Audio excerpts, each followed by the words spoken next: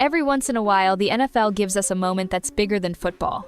A moment so raw, so unexpected, that it forces everyone watching to stop and think. That's exactly what happened when Shedeur Sanders, the rookie quarterback who's been doubted since the day he entered the league, walked right up to his biggest critic and said the words that left an entire room speechless. "I ain't do nothing to you. You only say negative stuff." Think about that for a second. This wasn't a social media post. This wasn't some PR-trained press conference answer. This was a 22-year-old rookie standing face-to-face with a veteran reporter who had been dragging his name through the mud for months, and instead of staying silent, Shedeur asked the one question no one expected. "Why do you hate me so much?" That's not just bold, that's unheard of. Because here's the reality of life in the NFL. Rookies are supposed to keep their heads down. They're supposed to nod, smile, and take whatever the media throws their way, no matter how unfair or biased it is. Speak up too soon, and suddenly you're labeled cocky, difficult, or uncoachable. And yet, in this moment, Shedeur Sanders shattered that unwritten rule. Now, let's be clear, this wasn't a heated shouting match. There was no screaming, no chest thumping, no trash talk. It was quiet, calm, direct, and maybe that's why it hit so hard. Because instead of playing into the negativity, Shedeur put the spotlight back on the man who had been fueling it. In just a few words, he flipped the script. And the best part? This wasn't some random reporter on the sidelines. No, this was Tony Grossi, the Cleveland Browns insider who has built his entire reputation on covering the team. For months, Grossi had been relentless, painting Shedeur as overrated, immature, and unworthy of the NFL spotlight. He hyped up other quarterbacks as if they were the future of the franchise, while treating Shedeur like a mistake the Browns would regret. But in one single confrontation, all that noise came crashing down. Picture the scene. Shedeur had just wrapped up his preseason debut. 3 touchdown drives, 2 touchdown passes. A comfortable win that had the crowd buzzing. Reporters gather around, expecting the usual rookie cliches. But instead of brushing past the criticism, Shedeur spots Grossi in the crowd. He doesn't hesitate. He doesn't ask permission. He simply walks over, looks him dead in the eye, and asks why the negativity never stops. The tension in that room? You could feel it through the screen. A rookie quarterback challenging one of the most established voices in Cleveland sports media, it was like watching the unthinkable happen in real time. Because normally, it's the other way around. Normally, it's the reporter firing questions, holding the player accountable. But here, it was Shedeur holding the reporter accountable.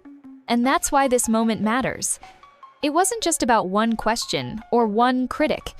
It was about power dynamics in sports. It was about a young man refusing to let someone else control his narrative. It was about a rookie showing the world that he won't be bullied into silence, even by someone with decades of influence in his city. The crazy part? Grossi didn't have an answer. He couldn't justify why every article, every tweet, every on-air comment had been dripping with negativity. And in that silence, everyone watching realized the truth. Maybe the hate wasn't really about football. Maybe it was personal. Maybe it was bias. And maybe, just maybe, Shedeur Sanders had exposed something much bigger than a simple critique of his game. This confrontation was the spark. But the real story? It's everything that came before it. And everything that came after. Because if you thought this was just a rookie defending himself, wait until you see how the entire narrative flipped once Shedeur hit the field. To really understand why that confrontation between Shedeur Sanders and Tony Grossi hit so hard, you have to know the backstory. Because this wasn't some random criticism, and it definitely wasn't just 1 or 2 negative comments. No, this was months of targeted disrespect, and it all started way before Shedeur ever stepped onto an NFL field. See, the NFL is built on narratives. Every draft pick, every rookie, every training camp battle, there's always a story being told. And for Shedeur, that story wasn't about his arm strength, his football IQ, or his leadership. Instead, it was about doubt. From the moment he was drafted, Tony Grossi, the man with one of the biggest media platforms in Cleveland, decided to make Shedeur his punching bag. Let's be clear here. Criticism comes with the territory. Every rookie gets scrutinized, but this was different. Grossi wasn't just offering balanced analysis. He wasn't saying Shedeur has talent, but he needs to adjust to the NFL game. No, he went further. He questioned whether Shedeur belonged in the league at all. He framed him as a wasted pick, a guy who slipped into the 6th round because no team really believed in him. and he kept hammering that narrative over and over again. What made it worse? While Grossi was tearing Shedeur down, he was hyping up Dylan Gabriel like the second coming of Tom Brady. Over and over again, he talked about Gabriel's mechanics, his accuracy, his poise, like he was destined to be the Browns' savior. Now, Gabriel's a solid player, no doubt, but the way Grossi framed it, you'd think the Browns had stumbled upon a once-in-a-generation talent in Gabriel and made a colossal mistake drafting Shedeur. And that's where things got suspicious, because Grossi isn't just some random voice on Twitter. He's not a fan with an opinion. He's a beat writer, someone who's supposed to be objective, someone with direct access to the organization. His job is to cover the Browns, not to run a personal crusade against one rookie. Yet, from the second Shedeur's name was called on draft day, it felt like Grossi had made it his mission to tear him down. Now, ask yourself, why? Why would a veteran reporter with years of credibility in Cleveland go so far out of his way to push one player down while lifting another up? Was it really about football?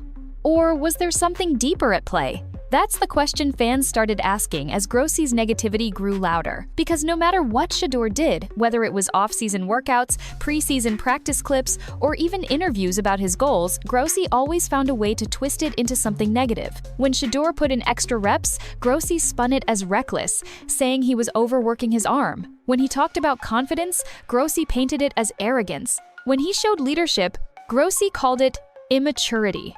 It wasn't just criticism. It was an agenda, and agendas don't stay hidden for long. The more Grossi pushed, the more obvious it became. Even his colleagues started noticing.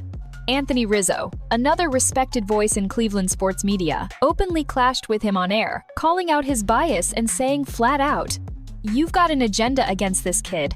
That's not something you hear every day in the media world." Usually, reporters protect each other, or at least keep disagreements subtle, but in this case, the bias was so blatant it couldn't be ignored. So, by the time Shedeur made his debut, the stage was already set. Fans were divided.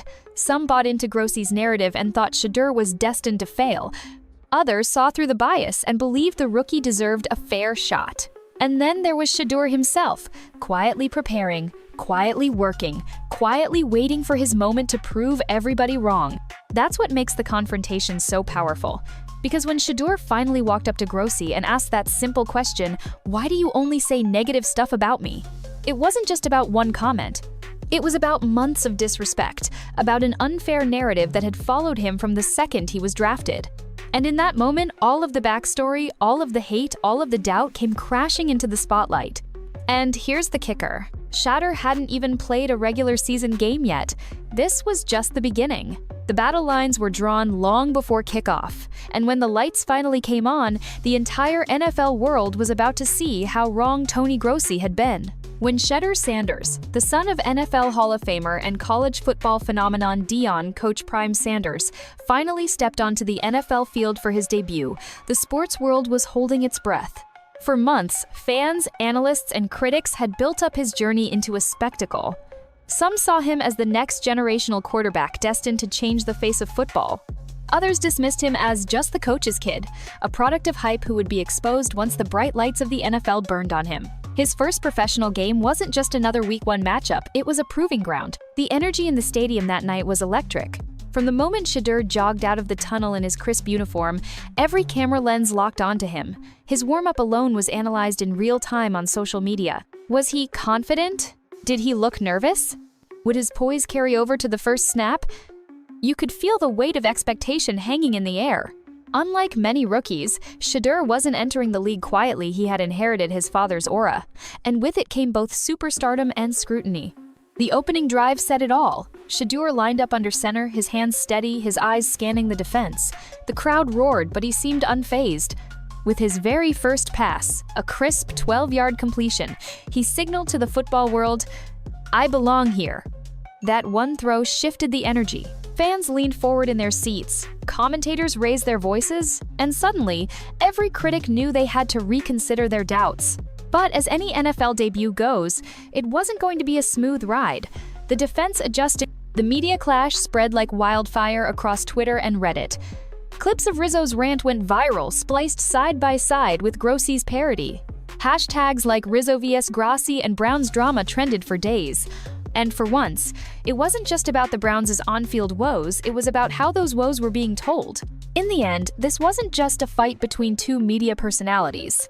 It was a symbol of the larger battle playing out across the NFL landscape: traditional sports talk versus digital creators, old-school passion versus internet humor, local pride versus global reach.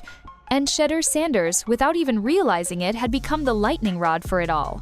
When you build your brand on being loud, unapologetic, and brutally honest, there's one thing you never want to do: backtrack. For years, Tony Grossi had been known as the kind of journalist who never sugarcoated his takes. Whether he was going after quarterbacks, coaches, or even ownership, Grossi prided himself on being the voice of accountability in Cleveland sports. But after his harsh remarks about Shedeur Sanders spiraled out of control, something happened that Tony wasn't used to. He was forced to eat his own words. It didn't happen all at once. At first, Grossi doubled down. When fans started flooding his social media calling him biased, jealous, or even racist, he brushed it off. "This is the NFL, not a family reunion," he tweeted, standing by his earlier claims that Shedeur wasn't ready, that his style of play wouldn't translate, and that the Browns were making a mistake by even entertaining him. But the more he pushed back, the more the story gained traction, and not in his favor. Cleveland sports radio shows started dedicating full segments to the Grossi-Sanders controversy. Fans weren't just defending Shedeur, they were calling out Grossi's long history of negativity journalism. Clips from years earlier resurfaced him ripping into Baker Mayfield, him openly clashing with Johnny Manziel, and even him calling the Browns front office a clown show. To many, this wasn't about Shedeur anymore, it was about a reporter who seemed to thrive on tearing people down. Then came the breaking point. During a routine press conference, a national reporter asked Shedeur directly about Grossi's comments. Instead of dodging the question, Shedeur leaned into it. With a smirk, he said, "Man, I don't really care what an old dude on the radio says. If he wants to line up against me, we can see what's real. Until then, I'll let my game talk." That clip went viral. Overnight, Shedeur gained even more supporters.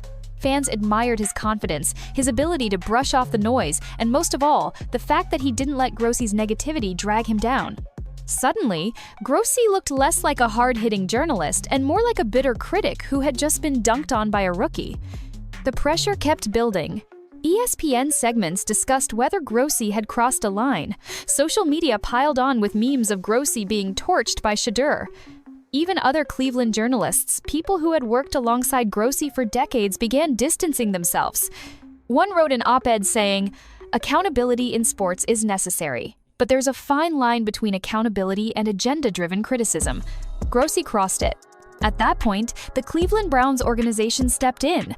According to insiders, the team wasn't happy with the media circus overshadowing their season. Shedeur Sanders was supposed to be their young quarterback with enormous potential. Instead, the narrative had shifted to a local journalist's beef with him. Rumors began swirling that Browns executives reached out to Grossi privately, urging him to tone it down before it damaged the relationship between the media, the team, and the city. Faced with mounting pressure, Grossi did something he almost never did: he walked it back. On his next radio appearance, he sighed and admitted, "Look, maybe I was too harsh. Maybe I underestimated this kid. He's shown more poise than I expected, and I'll give him credit for that. If he keeps playing like this, I'll be the first to admit I was wrong." But here's the thing, no one really believed it. His tone was reluctant, his words felt forced, and fans weren't quick to forgive. The apology, if you could even call it that, came across less like genuine humility and more like a man trying to save his reputation. In fact, many listeners thought he was only backtracking because he had no choice. And that's where Grossi found himself trapped. The very persona he had built, confident, defiant, unwilling to budge, was crumbling under the weight of a 22-year-old quarterback's swagger. He wasn't just forced to backtrack. He was forced to confront a reality he had spent his career avoiding. Sometimes, the story isn't about you. It's about the player proving you wrong on the field. For Grossi, that realization stung more than anything. When the smoke clears, beyond the viral soundbites, the angry podcasts, and the passionate defenses, we're left with the bigger question: what does this really mean? The clash over Shedeur Sanders isn't just about one rookie quarterback, one rival fanbase, or even two clashing YouTubers. It's a microcosm of how modern sports culture works in 2025, where fandom, media, and narrative collide in unpredictable ways. First, let's start with Shedeur himself. For the young quarterback, this controversy could turn out to be a blessing in disguise. In the NFL, criticism is unavoidable. Whether you're a rookie, a seasoned vet, or even a future Hall of Famer, someone is always ready to nitpick your every move. What matters is how you respond. By being thrown into the fire early, both on the field and in the court of public opinion, Shedeur gets an accelerated course in resilience. If he plays well, the noise around him fades, and his performance speaks louder than any pundit. If he struggles, then this moment serves as a lesson in tuning out distractions. Either way, he is being forged by the scrutiny. For the Cleveland Browns fan base, this means confronting their own image. For years, Browns fans have been portrayed as long-suffering, passionate, and occasionally hostile. Tom Grossi's harsh comments fed into a stereotype that Browns fans often resent that they're quick to tear down outsiders and cling to negativity. By rallying around Shedeur, even as a rookie, the Browns community has an opportunity to flip the narrative. Instead of being painted as toxic, they can demonstrate loyalty and unity. Ironically, Grossi's rant may have given Browns fans a common cause to prove everyone wrong, including their own critics. On a bigger stage, this clash reveals how the modern sports media ecosystem works. Traditional journalists once controlled the narrative, beat writers, columnists, and ESPN talking heads. Today, independent creators like Grossi and Rizzo wield massive influence. They don't just report, they shape perception. One YouTube rant can spark headlines across mainstream outlets, while one passionate defense can galvanize a fan base. The line between media professional and fan with a camera has blurred to the point of disappearance. And with that comes both opportunity and danger. Opportunity, because fans feel more connected than ever to voices that speak their language. Danger, because hot takes and exaggerated narratives can spread faster than facts. For the NFL itself, the Sanders saga represents both risk and reward. On one hand, the league thrives on attention. Controversy drives engagement, and engagement drives money. A rookie quarterback embroiled in a media firestorm generates clicks, views, and ticket sales. On the other hand, the league must be careful about protecting its young stars. If unfiltered criticism snowballs into harassment or unfair scapegoating, it risks damaging not only Shedeur's development but also the league's image of nurturing its future. Perhaps most importantly, this moment says something about the nature of sports storytelling. We love to frame athletes as either heroes or villains, underdogs or frauds, saviors or busts. Shedeur Sanders, because of his last name and the weight of his father's legacy, was always going to be thrust into that binary narrative. Grossi painted him as overrated. Rizzo painted him as the future. The truth probably lies somewhere in between. But the fact that millions of fans are already debating it proves how much power storytelling still holds in sports. So, what does it really mean?